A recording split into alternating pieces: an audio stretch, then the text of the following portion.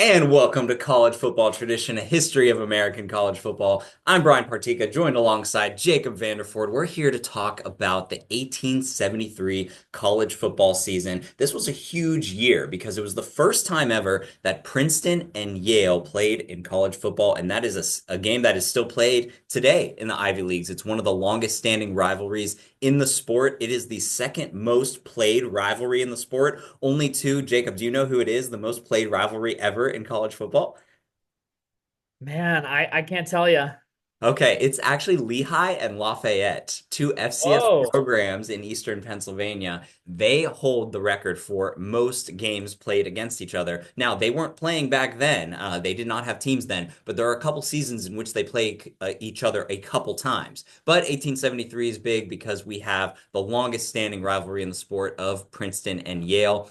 A couple other programs were established at this time that we're going to be talking about a lot over this series. Harvard in their first season, Washington and Lee, a current, I believe, Division III school, McGill up in Canada, Eton over in England. This sport became international as it was much like a combination of rugby and soccer, as it was also forming in its own right. A couple New York schools, NYU, CC New York, VMI in Virginia.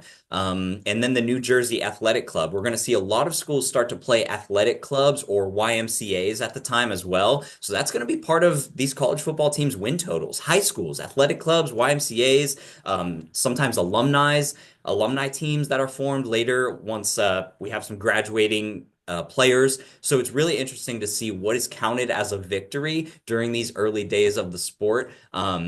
But I'm just really excited to talk about the 1873 season as more teams start to get into the fold.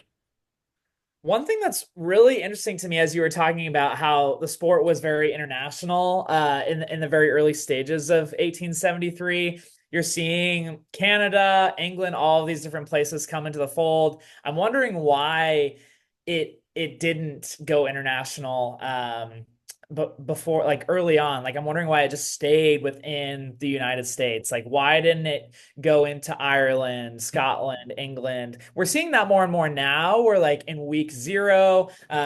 This past year we had Georgia Tech and Florida State play each other in Ireland. Ireland has been kind of a mainstay in the previous couple of years of college football. But now here in the early stages, like you talked about, McGill, Eton, like all these different places were entering the stages. You had these athletic clubs, very similar to what you have in the soccer, soccer field of things, just in MLS and then in England and all across the country. It's very international based. So like, I'm very curious to know why it just kind of stuck within the Ivy League area and then advanced west over time. It's very interesting. Yeah, yeah, absolutely. I mean, geography certainly played a factor. We talk about the Northeast and it really expanded out from New Jersey. And then you kind of see it go a little bit into New York as we see these New York and New England schools established. And then it slowly moves down south. We get into Virginia. We're eventually going to get into Pennsylvania and Michigan. And we slowly get into the Carolinas and we really see it begin to expand.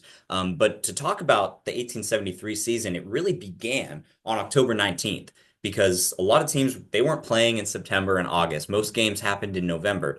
But on October 19th, two representatives each from Princeton, Rutgers, and Yale met at the Fifth Avenue Hotel in New York to discuss the formation of a collegiate league of football. So they met together to talk about rules, what we were going to play by.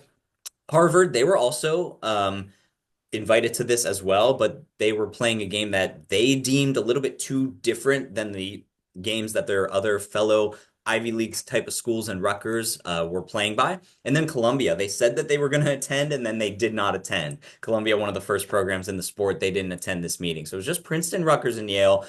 They struggled to really formulate a strong set of rules, and only a few games were played by the rules that they ended up establishing. But it was really interesting. They were at least getting together to talk about what they wanted the sport to look like. Some of the other schools that were playing at the time, like Washington and Lee, the Virginia Military Institute of VMI, NYU, they were not attending these meetings. So a lot of different games were being played under a lot of different subsets of rules. Harvard also took on McGill twice in a 2 day time span during this time. McGill up in Montreal, Canada. They went 1-0-1 against McGill. The second game was the first rugby style football game on US soil. So we started to get a little bit more into the physicality that we see college football be today. And it ended in a scoreless draw, that first rugby style football game.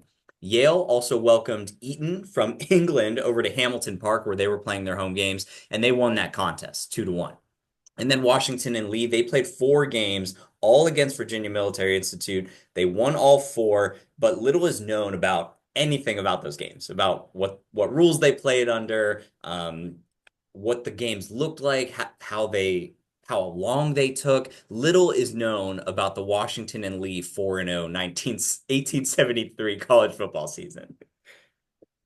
Yeah, I'm looking at the records of the overall teams throughout the 1873 season, and it's the teams that just joined the college football fray are the ones that had a loss, didn't have a win. You have your McGills, your Eatons, your NYU's, VMI's, all of those teams, and then you have the teams that were the mainstays throughout the college football years leading up to this. Princeton, Harvard, obviously jumping in, and yeah, Washington and Lee. Like, why is that? The 4-0 team, but yeah, like you don't know much about the team or who they played or whatever. Like, why is it such a mystery? Like, show us more, people. I know there was just such little records of the sport at that time, but there is record of the first Princeton and Yale game, and we have a snippet from the New York Times that we're going to share with you right now. It's from November 20th, 1873. This was a recap of the first Princeton and Yale game, and it was written in the New York Times, and I'll read it to you right now. In the recent football match played on the grounds of Princeton College between Yale and Princeton, the latter coming off victorious as Princeton won, winning the first goal in 1 hour and 28 minutes, the second in 35 minutes, and the third in 16 minutes. This was the first football contest entered into by Princeton this season with any college. The victory by Princeton was considered the more enhanced from the fact that nine of their number, including some of their best men, were absent. So some of their best players weren't even playing in this first rivalry game. Their place having been filled by less experienced players. So Princeton, their 1-0 season, 1-0 against Yale. And I thought it was really important because in 1872, the year prior, Princeton and Yale did not play each other and are retroactively named co-national champions. So this 1873 game was a long time coming.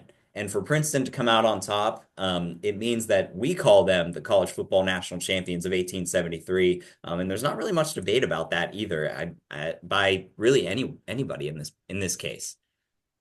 Yeah, during the college football season, that never was. Obviously, they didn't play each other, and the previous years as well, they didn't play each other. So this again was that first match to really make history, to see who would win in that Princeton Yale Ivy League matchup. Again, like, surprised that isn't still a big game. I'm sure it is for them, but in the media and in just across the United States, you don't really think too much about the Ivy League schools. So really cool to see how that has kind of evolved over time. One thing that I wanted to throw out there, that this team like wasn't part of the first couple college football teams, but it looks like and sounds like students at the University of Virginia were playing these pickup games of the kicking style of football as early as in 1870. It kind of continued into this year. Some accounts did even claim that it organized a game with Washington and Lee in 1871, but there was no record of that found. So it's so interesting how, again, we look at Washington and Lee, and like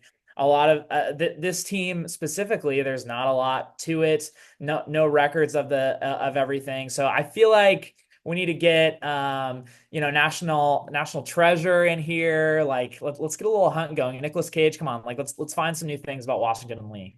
Yeah, and we will learn more about them as a program and an institution as the 1870s and 1880s continue on, because they're part of some of these big college football games that were occurring at the time, as we were dealing with really limited opponents.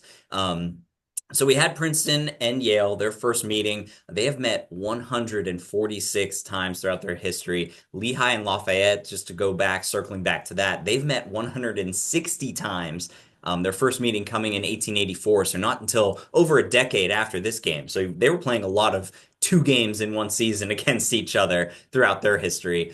So really interesting that we were seeing the first real rivalry game that still exists today with Yale and Princeton.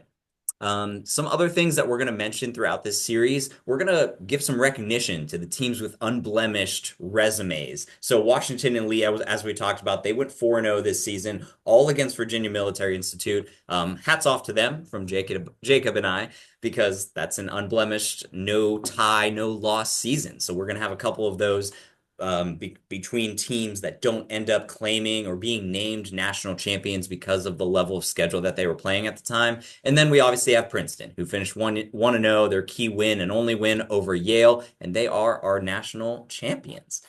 Jacob, do you have anything else about the 1873 season before we come to a close? Not much else to say.